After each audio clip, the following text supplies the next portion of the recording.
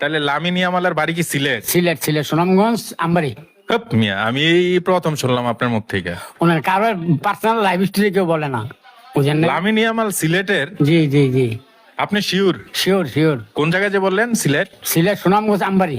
আমবাড়ি? জি জি। ও মাই god, Lamine Yamal কিন্তু আমার পছন্দের খেলোয়াড়, বুঝছেন? না, লোক ভালো, হ্যাঁ? লোক ভালো। মুসলিম প্লেয়ার আমার কাছে খুবই ভালো লাগে। বাংলাদেশের এটা শুনে তো আমার আরো ভালো লাগতেছে।